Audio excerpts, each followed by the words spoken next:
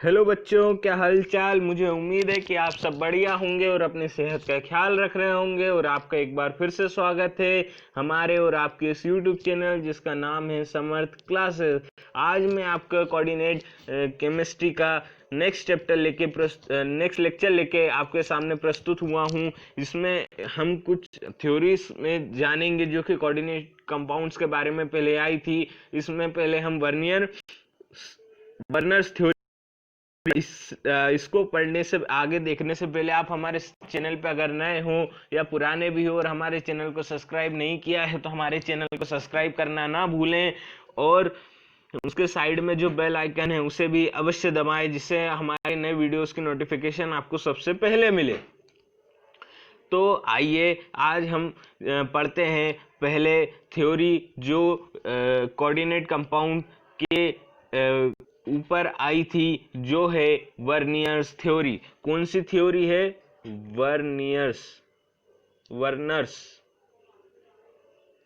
Werner's theory, not verniers, it's Werner's.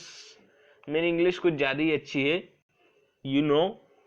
It's Werner's theory of coordination compounds. तो हम देखते हैं कि उसके जो मेन पोस्टुलेट हैं इस थ्योरी के वो क्या हैं। The metal possesses two type of valencies called primary या प्रिंसिपल या आयनाइजेबल वैलेंसी। जो मेटल होता है वो दो तरीके की वैलेंसीज होती हैं, उसमें दो तरह की वैलेंसीज एग्जिस्ट करती है। पहली कौन सी है? पहली है प्राइमरी या प्रिंसिपल या आयनाइजेबल वैलेंसी। या तो हम उसको प्राइमरी वैलेंसी बोलेंगे या प्रिंसिपल वैलेंसी या आयनाइजेबल वैलेंसी। मैक्सिमम टाइम हम उसको प्राइमरी वैलेंसी बोलते हैं, ठीक। अब जो सेकेंड वैलेंसी वो कौन सी है? वो है सेकेंडरी वैलेंसी या नॉन आयनाइजेबल वैलेंसी, ठीक। अब हम जानते हैं कि प्राइमरी वैलेंसी और सेकेंडरी वैलेंसी में क्या अंतर है, क्या होता है प्राइमरी और सेकेंडरी। तो जो प्राइमरी वैलेंसी होती है, the primary valency are those which a metal exhibits in the formation of simple salt. These primary valencies is referred to as oxidation state. Primary valency वो वैलेंसी होती है जो valency किसी metal के द्वारा exhibit की जाती है किसी सिंपल सॉल्ट के फॉर्मेशन में। आपको उसको टेंशन लेने की जरूरत नहीं है, अपन डायरेक्ट फॉर्मूले से समझते हैं। एक सिंपल सॉल्ट है PtCl4।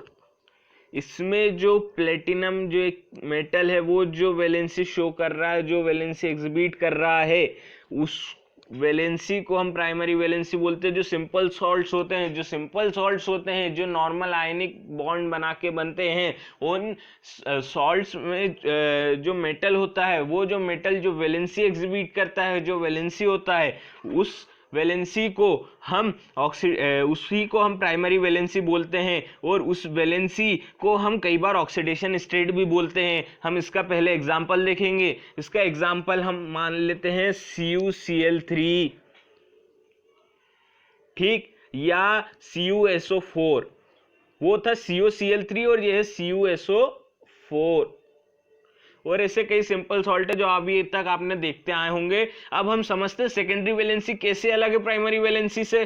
तो जो सेकेंडरी वैलेंसी होती है, सेकेंडरी वैलेंसी वो वैलेंसी होती है जो मेटल एटम या केटायन क्या होता है? जो पॉजिटिव चार्ज होता है जिस पर cation exercise towards neutral molecules और नेगेटिव ग्रुप्स। वो वैलेंसीज जो या एक मेटल एटम या केटायन, जिसपे केटायन मतलब जो पॉजिटिव चार्ज कैरी कर रहा है, वो एक्सरसाइज करता है, अपने साथ रखता है, उसको उपयोग करता है किसके लिए? न्यूट्रल मॉलिक्यूल या नेगेटिव ग्रुप्स मतलब लिगेंड्स के लिए, जो अपने इलेक्ट्रॉन देते हैं फॉर्मेशन ऑफ कॉम्प्लेक्सेस में। मतलब सेकेंडरी वैलेंसीज वो वैलेंसीज होती हैं जो मेटल एटम या केटायन रखता है। मेटल एटम मतलब न्यूट्रल होगा मेटल एटम, तो कोई भी मेटल एटम, या केटायन मतलब वो स्पीसीज जिस पे पॉजिटिव चार्ज हो। तो वो स्पीसीज किसके साथ एक्सरसाइज करती है, किसके साथ उपयोग करती है, लिगेंड्स के साथ, लिगेंड्स के साथ। और यहाँ पे जैसा लिखा है लिगेंड्स किसके साथ, लिगेंड्स के साथ। और यहाँ पे लिखा है जैसे न्यूक्लियर मॉलिक्यूल और नेगेटिव ग्रुप्स, तो लिगेंड्स में क्या होता है, न्यूट्रल मॉलिक्यूल या नेगेटिव ग्रुप जो lone pair of electron coordinate bond में बनाने में देता है, वो खुद डोनर बनता है और किसी मेटल को अपनी वैलेंसी कंप्लीट करने के लिए देता है। तो वो वैलेंसी कंप्लीट कौन सी होती है, वो होती है सेकेंडरी वैलेंसी। और वो जब डोनेट करते हैं लिगेंड्स, और जो मेटल एटम जो वैलेंसी अपनी कंप्लीट करता है कॉम्प्लेक्स बनाने पर, उस वैलेंसी को हम सेकेंडरी वैलेंसी बोलते हैं। और जो सेकेंडरी वैलेंसी होती है उसी को हम कोऑर्डिनेशन नंबर बोलते हैं। मतलब जो सेकेंडरी वैलेंसी है मैं उसको SV से लिख रहा हूं, सेकेंडरी वैलेंसी, वो ही कोऑर्डिनेशन नंबर है। जो सेकेंडरी वैलेंसी है वो ही कोऑर्डिनेशन नंबर है। इतनी बात आपको समझ में आ गई होगी।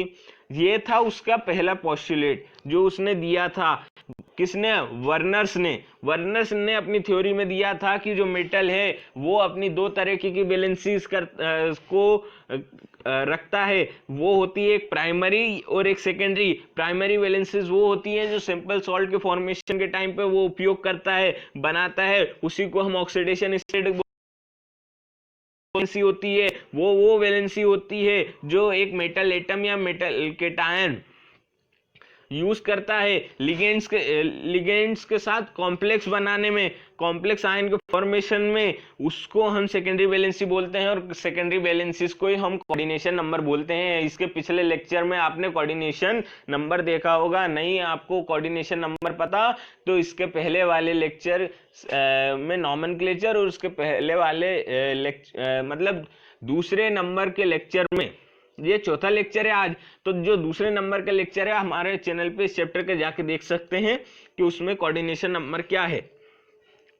अब उसने सेकंड पोस्टुलेट क्या दिया था, every metal atom has a tendency to satisfy both primary and secondary valency.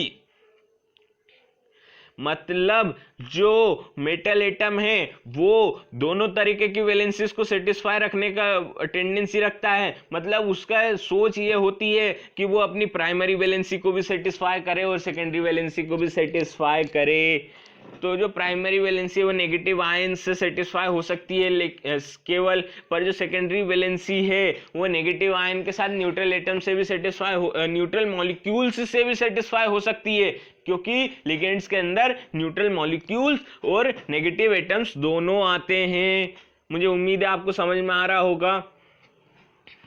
अब तीसरा पोस्टुलेट पढ़ते हैं, the ligands satisfying secondary valencies are always directed towards fixed position in space, thereby giving definite geometry to the complex, but the primary valencies are not directional। जो ligands होते हैं जो secondary valencies को secondary valencies को satisfy करते हैं directly, वो space में एक फिक्स ज्योमेट्री देते हैं कॉम्प्लेक्स को। मतलब कोई भी जब वो कॉम्प्लेक्स बनाते हैं सेकेंडरी वैलेंसी किसी मेटल की सेटिस्फाई करके या किसी मेटल केटायन की सेटिस्फाई करके, तो वो एक फिक्स ज्योमेट्री देते हैं। पर प्राइमरी वैलेंसी फिक्स ज्योमेट्री नहीं देती है, वो नॉन डायरेक्शनल होती है। और ये जो सेकेंडरी वैलेंसी होती है वो डायरेक्शनल होती है। ठीक, अब उसको हम एक फिगर से समझेंगे आगे। ये आपको दिख रहा होगा फिगर, थोड़ा वाइट थोड़ा येलोइश है क्योंकि आपके आंखों पे ज्यादा असर ना पड़े। आजकल ऑनलाइन क्लासेस का जमाना है।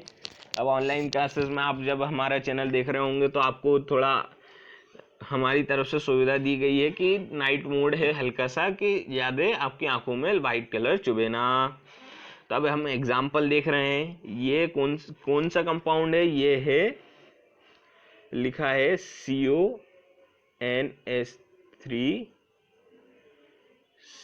मैं अच्छे थोड़े छोटे में लिखता हूं,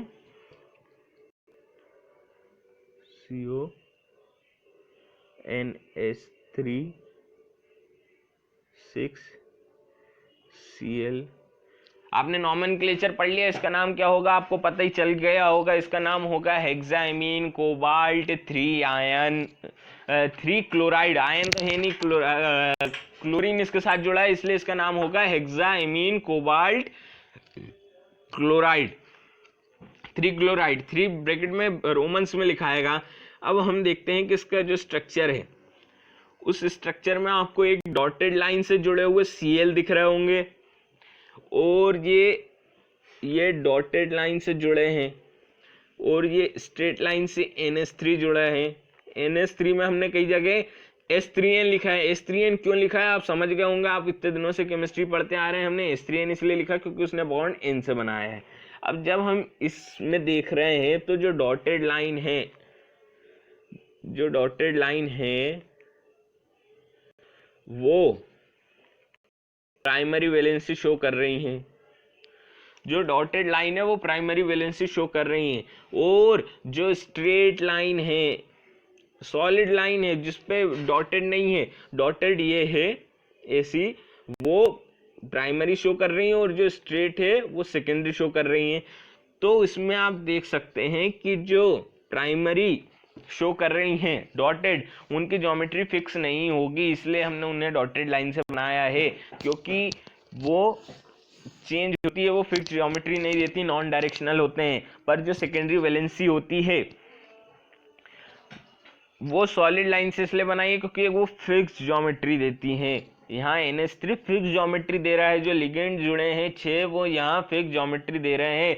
जो Cl है वो तो काउंटर आयन है, तो Cl के 3 आयन जुड़े, 3 काउंटर आयन है इसमें, वो तो आयनाइजेबल है, वो प्राइमरी वैलेंसी को सेटिस्फाई कर रहे हैं, पर वो डायरेक्शनल नहीं होती। आपको पता है प्राइमरी वैलेंसी, इसलिए वो एक कंफर्म शेप नहीं देंगी, कंफर्म ज्योमेट्री नहीं देंगी। उसी में जब हम देखते हैं कि एक यहाँ NH3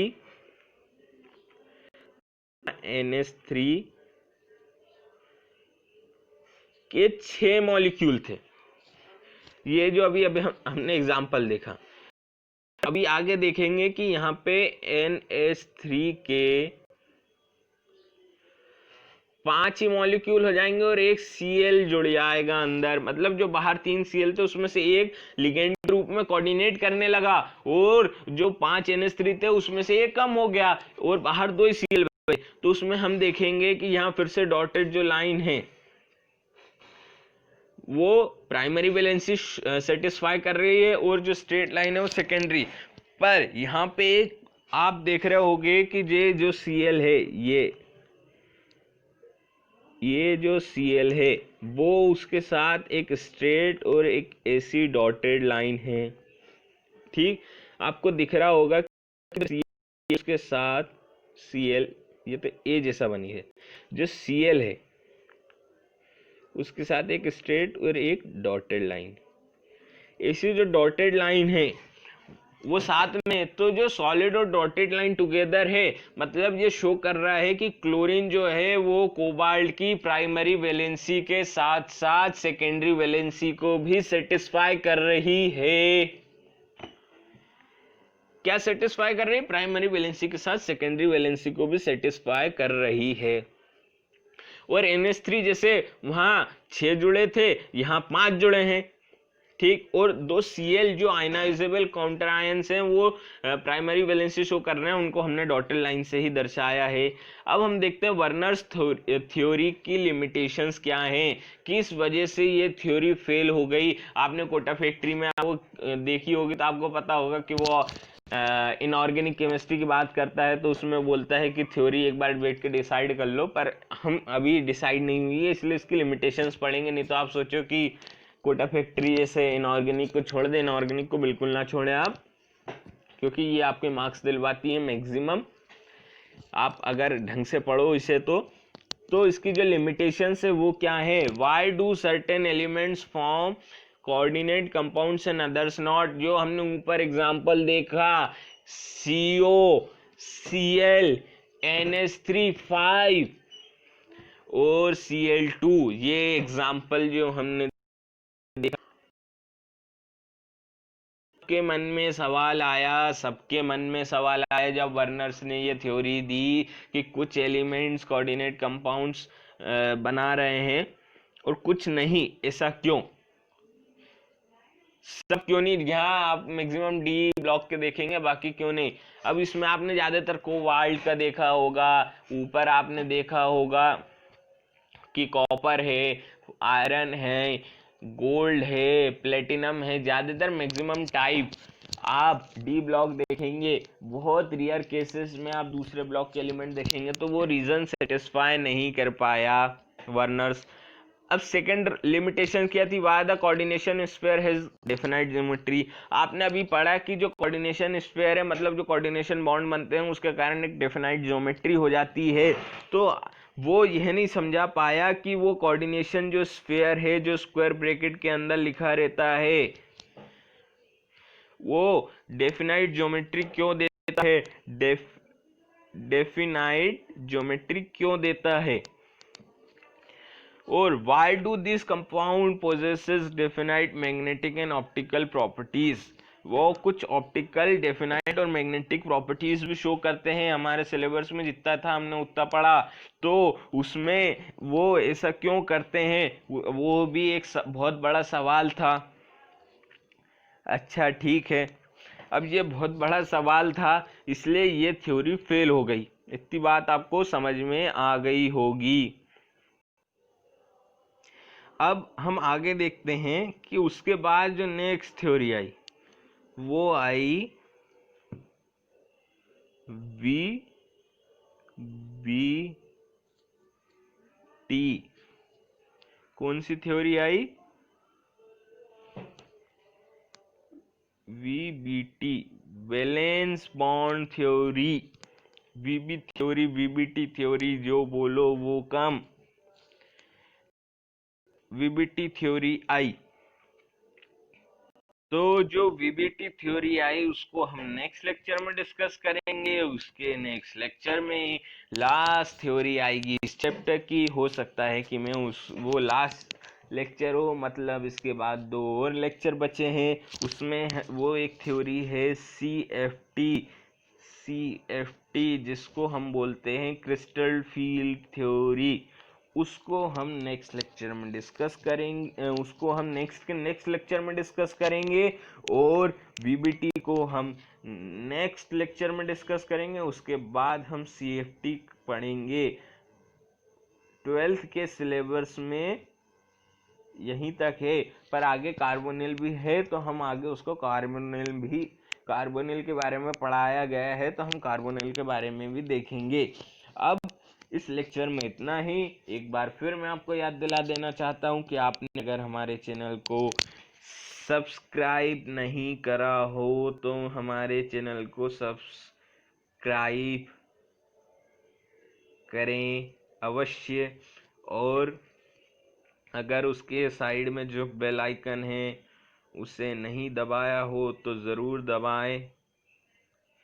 उस बेल आइकन को दबाएं जिसमें हमारी नोटिफिकेशन आपके पास पहले पहुंचे, और उसके बाद हमारे चैनल को, हमारे इस वीडियो को अगर आपको पसंद आया हो तो लाइक करना भी ना भूलें। और हमारे चैनल में अगर आपको कुछ इस वीडियो में सवाल हो तो कमेंट बॉक्स में ज़रूर पूछें। आप अपने सेहत का इस समय ध्यान रखें, जिसमें आप अच्छे से पढ़ाई कर पाएँ और घर से बाहर बिल्कुल ना निकलें। धन्यवाद।